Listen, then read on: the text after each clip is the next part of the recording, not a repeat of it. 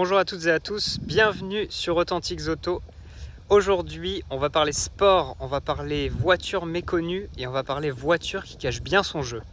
Vous l'avez reconnu, nous avons ici affaire à une Citroën Visa GT, un modèle de 1982, une petite sportive oubliée que je vais vous faire redécouvrir aujourd'hui et que je découvre moi-même pour ma part avec cet essai. Dans cette vidéo, on va essayer de comprendre si cette voiture est bel et bien une sportive ou bien si c'est une usurpatrice qui a simplement un kit carrosserie, un survêtement, histoire de donner le change. En tout cas, c'est une voiture qu'on ne voit pas beaucoup sur nos routes, encore moins dans un tel état. Donc c'est un privilège de pouvoir vous filmer ça aujourd'hui. Et pour cette vidéo aujourd'hui, je me suis habillé un petit peu 70s comme vous pouvez le voir. Je tiens à remercier vivement Yannick et sa femme pour leur accueil et la mise à disposition de leur superbe Visa, qui d'ailleurs est à vendre. Donc si ça vous intéresse, je vous invite à aller voir sur Le Bon Coin, j'ai mis le lien dans la description et vous pouvez contacter Yannick, il est super cool et sa Visa est super sympa. Alors la Visa GT, qu'est-ce que c'est ? Eh bien en fait pour la comprendre, il faut un peu revenir sur l'histoire de la Visa. Donc la Visa c'est la petite polyvalente que Citroën lance en 1978 sur un châssis de 104, sur un châssis de Talbot Samba, histoire de faire la compétition aux petites voitures qui sont si populaires en Europe. Sauf que bon, vous connaissez sûrement les Visa de phase 1 avec leur avant disgracieux, leur groin, c'est mal passé et donc dès 1981 en fait, la voiture est restylée, un restylage à très peu de frais qui est fait par Heuliez, qui inclut quelques éléments mais surtout une face avant qui est entièrement remodelée, beaucoup plus plate, beaucoup plus sage et c'est celle que vous voyez ici. Or, vous le savez, on est à la fin des années 70, début des années 80. La mode des petites sportives n'en est qu'à ses débuts, mais ça va devenir un phénomène avec évidemment la Golf GTI qui est lancée en 1976. Et du coup, Citroën, dans leur gamme, ils n'ont pas vraiment de sportive pour la Visa. Ils ont simplement la version Super X qui certes est plutôt sympa niveau présentation, mais enfin elle a un petit moteur de 64 chevaux, donc on va pas très loin avec ça.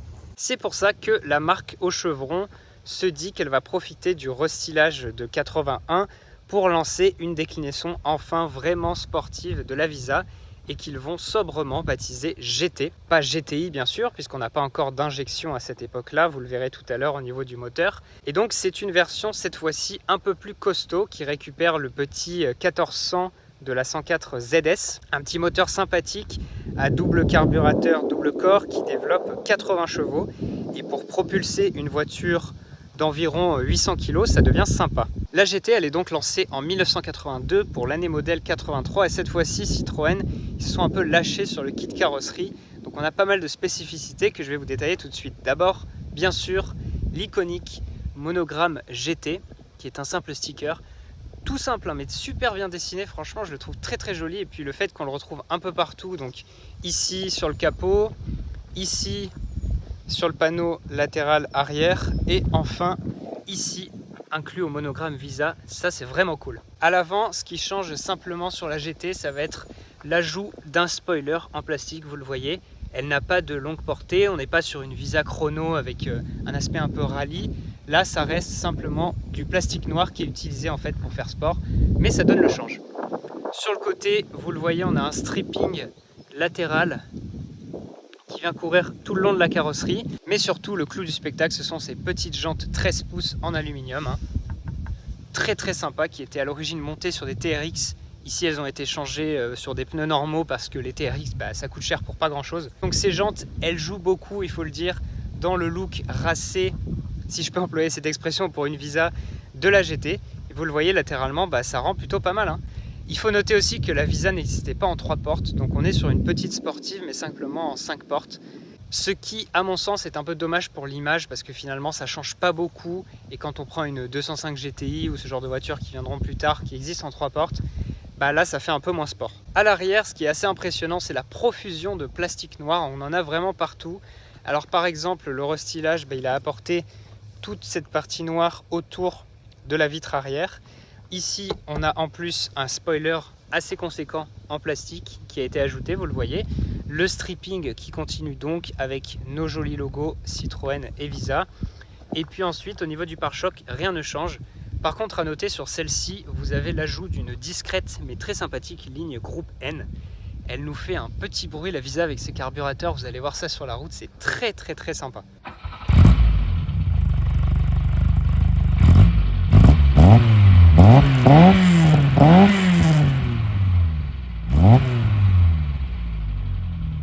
Pour le reste du style, eh bien, c'est de la Visa simple, c'est-à-dire une ligne, il faut le dire, pas vraiment charmeuse, hein. C'était un peu le vilain petit canard de la gamme Citroën, mais ils ont quand même fait des efforts. Le restylage, vous le voyez, a aussi apporté pas mal de plastique noir encore sur les vitres, notamment ici, cette partie-là qui était faite pour donner visuellement l'impression d'avoir une plus grande surface vitrée. C'est une berline à haillons quand même, donc c'est assez moderne, hein. On n'est plus sur une Peugeot 104 70s, elle est quand même ancrée dans les années 80, cette Visa. Et globalement, eh bien, sans surprise, c'est de la face avant qu'elle est le plus sympathique, avec son restylage qui l'a assagi, mais qui lui a donné quand même une certaine personnalité. D'ailleurs, pour l'anecdote, quand j'étais au collège, j'étais fan de la Visa. Comme quoi, à 12 ans, on peut être fan d'une voiture qui était plutôt mal aimée. Et j'avais acheté le livre, le fameux livre, la Citroën Visa de mon père, avec l'argent que je me suis fait pour ma mention au brevet. Voilà, petite anecdote, vous en faites ce que vous voulez. Mais je trouve que c'est un bel hommage, 10 ans plus tard, de retrouver une Visa et de pouvoir en filmer une.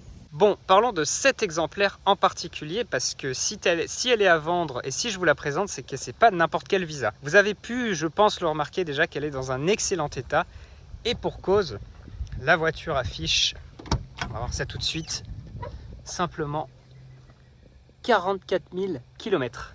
Et oui, vous ne rêvez pas, 44 000 km. Et en plus, elle n'a jamais été restaurée. En fait, cette voiture, elle a passé 20 ans oubliée dans une grange dans les Bouches-du-Rhône. Et lorsque le propriétaire est décédé, c'est son fils qui a pu récupérer la voiture, qui a vendu en fait la maison, la grange et tout. Puis il s'est rendu compte qu'il y avait une Visa au fond qui était cachée sous bâche. Donc eh bien, il l'a mis en vente. D'abord, il l'a remise en route, bien sûr. Il a fait beaucoup de travaux pour qu'elle puisse reprendre la route. Mais toute la carrosserie est d'origine. Il n'y a aucune rouille sur cette voiture. Et avec seulement 44 000 km, c'était simplement un rafraîchissement mécanique qui était nécessaire. La voiture est ensuite passée sur benzine. Malheureusement, elle n'a pas trouvé preneur, mais c'est Yannick qui finalement a eu la chance de pouvoir s'en porter acquéreur. Il a encore continué à l'améliorer un petit peu pour qu'elle puisse vraiment prendre la route sans aucun problème. Aujourd'hui, elle roule nickel, je peux vous le dire. Et autre anecdote, eh bien, quand la voiture est sortie de grange, il ne trouvait plus la carte grise. Et miraculeusement, elle était cachée dans un tiroir à côté d'un fauteuil. Heureusement, parce que sans ça, ils auraient jeté sûrement les meubles à la poubelle et donc ils auraient perdu la carte grise pour de bon. C'est dommage pour une petite sortie de grange avec 44 000 km. C'est impressionnant de voir que cette peinture n'a jamais été altérée, que tous les trains roulants, tous les dessous, tous les sous-bassements sont nickel, sans rouille. C'est assez rare, hein, parce que les Visas de base, c'est pas de très bonne qualité, comme toutes les petites françaises de l'époque, mais en plus, vu que c'était une voiture mal aimée, eh bien, il n'y avait pas vraiment de raison de les sauvegarder. Or là, celle-ci, c'est ces 20 ans d'abandon en fait qui ont fait qu'elle a été sauvegardée, pour notre plus grand bonheur aujourd'hui. Et qui dit sortie de grange dit voiture authentique et donc petits autocollants dont je raffole, vous l'aurez compris. Donc on a ici d'abord une étiquette d'un contrôle technique à Cavaillon avec son vieux numéro de téléphone. L'étiquette est comme neuve, hein, c'est impressionnant. Nous avons celui-ci qui est très joli sur la MAF de version de l'époque avec pareil un vieux numéro de téléphone. Et enfin, mon favori, son garage d'origine, là où elle était vendue, donc le concessionnaire régional Citroën, Chabas et compagnie, à Cavaillon. Ça, c'est vraiment la classe. Allez, il est temps pour nous de passer à l'intérieur, qui est tout aussi propre que l'extérieur. Regardez-moi ça, c'est impressionnant, ces sièges n'ont jamais été restaurés, tout est absolument nickel, le grain du volant, mais il y a un détail, vraiment un détail, qui est incroyable. Et ce détail, ce sont ces seuils de porte avec, vous le voyez encore ici, la protection d'usine bleue là, légèrement, je sais pas, plastifiée, qui n'a pas beaucoup bougé. On la voit encore, c'est impressionnant 40 ans plus tard d'avoir ça. Et on l'a à chaque porte, hein. C'est-à-dire que même à l'arrière, on retrouve cette protection d'usine. Là, c'est vraiment impressionnant. La portière, je vais passer rapidement dessus parce qu'il n'y a pas grand-chose en fait, hein. Un bac avec un peu de moquette, de la feutrine ici qui est quand même assez agréable au toucher. Bien sûr, des vitres manuelles ajourées ici. Alors je l'avais noté sur la BX si vous avez vu ma vidéo. En fait, c'est les mêmes poignées, mais ici ça fait sport, ça donne le change. Petit accoudoir et puis on est sur une Citroën, donc la façon d'ouvrir la porte est bizarre comme d'habitude. C'est une gâchette qu'il faut tirer comme ça.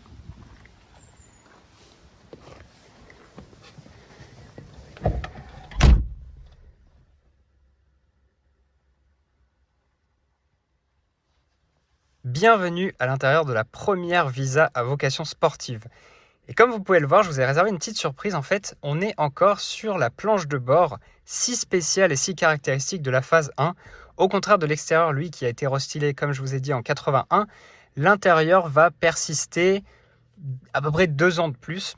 Donc j'ai la chance ici de pouvoir vous montrer un intérieur de phase 1 et heureusement parce que franchement ça change totalement par rapport au restylage. Alors bien sûr ce qui frappe en premier c'est le fameux volant monobranche. Ici vous le voyez il est quand même siglé GT, c'est plutôt cool, il est assez joli.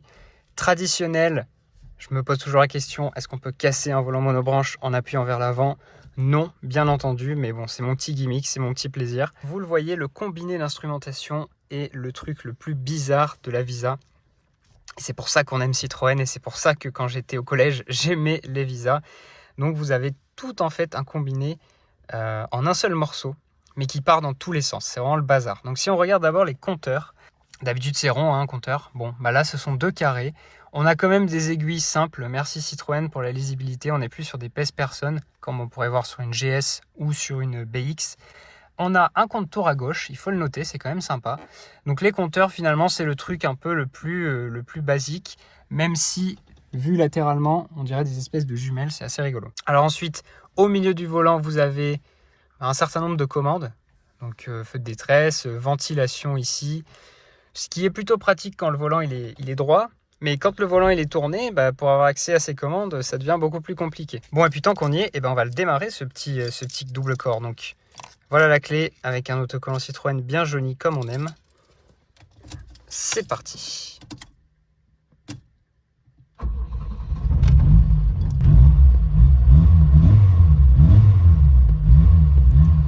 On sent que c'est à l'ancienne et qu'il va y avoir du sport, hein. Par contre, au niveau ergonomie, on a l'incroyable satellite, le PRN, pluie, route, nuit, qui en fait inclut toutes les commandes dans un seul gros cylindre. Et ce qui est fou, c'est qu'ici, tout fonctionne. Donc on va mettre le contact et je vais vous montrer ça. Donc l'élément principal, ce que vous utilisez le plus souvent, ce sont les clignotants. Droite, gauche, voilà, c'est à portée de main. En bas, ici, vous avez de quoi faire les pleins phares. Ici, vous réglez vos phares. Vous voyez, ça s'allume, hein. Tac. Et enfin, ici, votre essuie-glace monobalai à 2 vitesses. Et puis au-dessus, on a la petite pompe de lave-glace qui fonctionne comme un spray, à l'inverse de la pompe à l'arrière qui, elle, fonctionne comme une pompe classique. Enfin bref, c'est une usine à gaz, c'est incroyable. Ici, chose assez rare pour l'époque, on a quand même un réglage de la hauteur des phares. Il faut le trouver, il faut pouvoir aller le chercher en dessous du volant, mais enfin bon, il est là, on va pas s'en plaindre. Là, nous avons notre starter, parce qu'on est quand même sur une voiture à carburateur à l'ancienne. Sur la droite du volant, on a notre pompe de lave-glace et ici le bouton pour actionner l'essuie-glace arrière. Et alors, autre élément complètement dingue, c'est la ventilation. Donc, on a cette platine en plastique, là, cette protubérance. Donc, vous avez 2 tirettes qui vont vous permettre de régler le flux et la température. Mais c'est pas tout, puisque je vous ai dit tout à l'heure que là, il y a une histoire de ventilation. Et alors encore ici, on a d'autres éléments de ventilation, donc pied ou tête. Regardez-moi ce petit chapeau là, c'est incroyable. Ça, c'est vraiment trop cool. Et puis là-bas, on a aussi une vitesse de ventilation. C'est une cacophonie, je ne sais pas comment ça marche, mais en gros... Ah oui, et ici aussi, bien sûr, on peut modifier le flux d'air. Bref, c'est le bazar. Pour le reste de la planche de bord, c'est du full plastique, mais on a quand même ici un plastique un peu moussé. Il faut le reconnaître, à Citroën, c'est pas mal, ça donne une légère impression de qualité. Par contre, tout ce combiné là, c'est du plastique dur. Donc en plein milieu, en fait, ce que vous avez, c'est votre cendrier. Bon, je vais pas l'ouvrir parce qu'il me paraît un peu fragile. Et quand même, ici, on a une radio d'époque à cassette qui fonctionne. Et ça, c'est plutôt cool. Et alors, le plus sympa, si je remets le contact, c'est cette petite horloge digitale ici qui est 100% d'origine et qui fonctionne. Là, on voit qu'on était dans une GT qui se voulait un peu bourgeoise, bien équipée.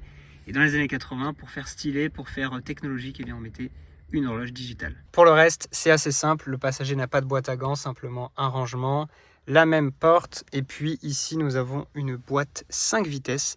Ce pommeau fait très années 70, je remarque. Donc, petite boîte quand même, 5 vitesses. Au maniement assez sympathique et j'ai hâte d'aller voir ce que ça donne sur la route. Le plafonnier, je vous le passe très vite fait parce qu'il n'y a rien à dire, hein. les pare-soleil, à part qu'il est en état absolument nickel. On a la lampe centrale ici et des poignées de maintien avec de la tôle apparente. Autre point vraiment sympa sur cette GT, j'en ai un peu parlé au début, mais ce sont les sièges qui sont très confortables. Alors par contre, ils sont pas sportifs pour un sou, hein. Ça vous maintient rien du tout. C'est comme une BX de base, mais ils ont quand même de beaux appuis-têtes avec un tissu plutôt doux et on se sent bien à l'intérieur, à défaut de se sentir maintenu. Allez, passons aux places arrière qui n'ont pas beaucoup dû être utilisées dans leur carrière. Hop. Donc, la seule différence, c'est le cendrier individuel ici pour chaque passager. Ça, c'est plutôt cool. L'espace aux jambes, bon, bah, c'est une polyvalente, hein, on s'en fiche un petit peu. Vous noterez qu'on a un extincteur ici. Alors ça, je pense que c'est pas d'origine, mais ça fait course. Et puis sinon, voilà ce que voient les passagers. Une bonne surface vitrée et un peu de capitonnage là-bas. On a un petit travail sur la tôle quand même, histoire de ne pas faire trop vide. Globalement, c'est à peu près tout ce que vous avez à l'arrière de cette Visa. Alors, vite fait, le coffre. Donc, vous appuyez ici sur le concessionnaire. Et nous avons ce petit coffre à vérin quand même. Merci Citroën. Le seul élément qui n'est pas en place, c'est cette plage arrière parce qu'elle est pas cassée, hein, mais il manque juste des petites pattes de fixation. Normalement, elle est censée en fait se plier ici et s'ouvrir avec le coffre. Bon, sinon, le coffre, à part ça, il est en très très bon état, vous le voyez. Là, on a la fameuse pompe avec le réservoir de lave-glace. C'est très rigolo de la voir comme ça, vissée sur la moquette directement. Le volume de coffre, forcément, c'est petit, hein. On ne va pas lui en demander trop. Vous voyez ici quand même qu'on a des enceintes pour la radio. Et sinon, bah, que tout est nickel, encore une fois. À l'intérieur, c'est assez impressionnant. Il n'y a pas un pet de roue, rien n'est abîmé, quoi. C'est très très cool. Et là, on a ce petit autocollant qui exige les pièces d'origine pour couvrir la garantie. Plutôt sympa. Et voici sous le capot le cœur de la bête, le petit 1360 cm3 de type X avec ces deux carburateurs que vous pouvez voir ici au milieu en forme de cœur.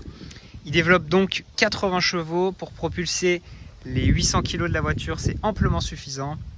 C'est un moteur à l'ancienne qui a entre guillemets un peu un sale caractère, mais c'est juste il faut l'apprivoiser. Ça va être très sympa sur la route. Et je vous laisse apprécier aussi l'état de la B-moteur, hein. Franchement, c'est plutôt impressionnant pour une voiture qui a été restée 20 ans dans une grange. Même là, le dessous du capot est nickel. Cet autocollant n'a pas bougé. Très très sympa. On voit un peu même de galvanisation ici. Je pense que ça, on ne doit pas le voir sur toutes les Visas. Allez, on va prendre ça sur la route. C'est parti. Et nous voici à bord de la petite GT. Alors pour l'instant on est en ville, donc on va rester raisonnable, bien sûr. Là ça nous permet de parler de conduite en ville. Et c'est plutôt simple en fait. C'est une voiture qui est assez moderne. Je m'attendais à un truc qui freinerait moins bien. Ça va. Bon, elle est légère, hein, faut dire. La direction assistée aussi. Bah non, elle n'est pas assistée, je dis n'importe quoi. Mais elle est tellement légère la voiture et les pneus sont tout petits que en fait la direction paraît presque assistée. Donc c'est super facile à conduire. Et puis côté confort, on est bien, hein. Les sièges sont tout mous, maintiennent pas comme je vous l'ai dit, mais on est bien. La suspension est nickel, franchement. Ça filtre bien. Là c'est du Citroën, il n'y a pas de surprise. Donc pour l'instant en ville, on est bien. Mais on va aller voir ce que ça donne en conduite plus dynamique. Ok, ça y est, on est sorti d'agglomération, on est sur une petite route. Et la question que tout le monde se pose, c'est est-ce que ça décoiffe? Comme disait la pub, la fameuse pub Visa, ça décoiffe. Citroën Visa GT, ça décoiffe. Ben, on va voir ça tout de suite. Oh, oh, oh. Oh là là là là. Eh mais ça avance, hein. Ah ouais.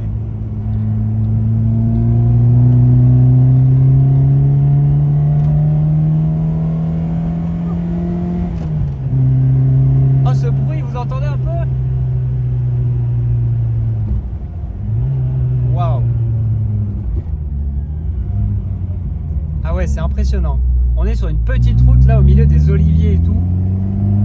Et les 80 chevaux.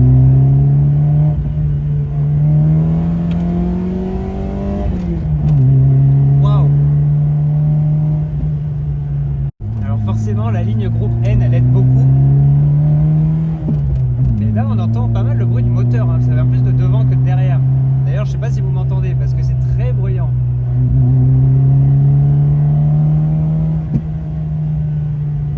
que la voiture elle pète.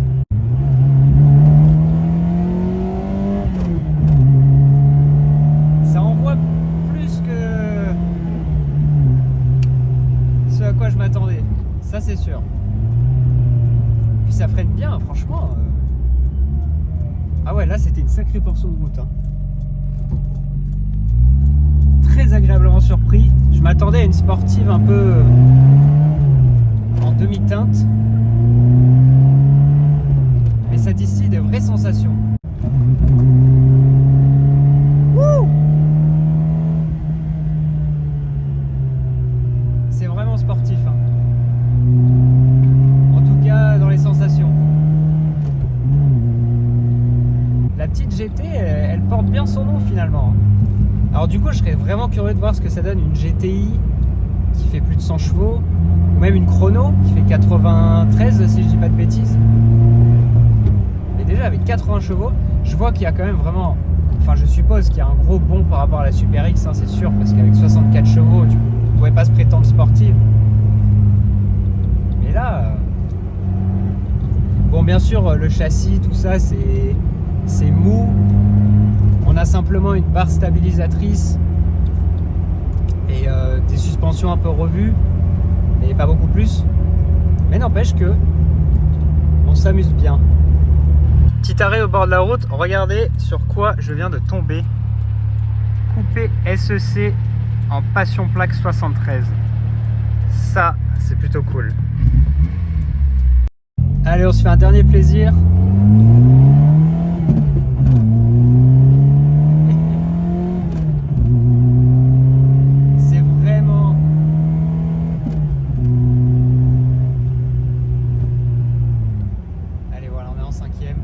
Bon, ces petits moteurs à l'ancienne avec les carburateurs, c'est addictif. Hein. Ça va pas vite forcément, mais ça pousse quand même, ça pousse. Le bruit est trop cool. Donc, alors est-ce que ça décoiffe? On va dire non quand même, c'est pas incroyable. Par contre, c'est très plaisant quand même. Ça accélère largement comme il faut. Elle mérite son titre de sportive, son titre de GT. Elle donne envie d'en avoir encore plus sous le pied. Et vous voyez, là, ça repart en 5e. Non, franchement, la Visa GT, c'est super cool. Une très bonne découverte, très bonne expérience de conduite. Pour conclure, merci encore à Yannick et sa femme pour la mise à disposition de leur Visa. Je suis super content d'avoir pu filmer cette, entre guillemets, Madeleine de Proust vis-à-vis de mes années collège. C'était très cool sur la route, comme vous l'avez vu. N'oubliez pas que la voiture est à vendre, donc si vous voulez vous faire plaisir, eh bien, il suffit de consulter le lien dans la description. Et si cette vidéo vous a plu, n'hésitez pas à me le dire dans les commentaires. Mettez-moi un petit like et puis abonnez-vous à la chaîne pour la soutenir, c'est important. Et si vous voulez que je filme votre Youngtimer, eh bien, vous pouvez m'envoyer un email à l'adresse qui s'affiche ou bien un message sur Instagram. Il y a un C15 qui passe juste là, c'est le cousin de la Visa. Bref, si ça vous a plu, je vous dis à la prochaine pour une prochaine vidéo. Allez, à bientôt!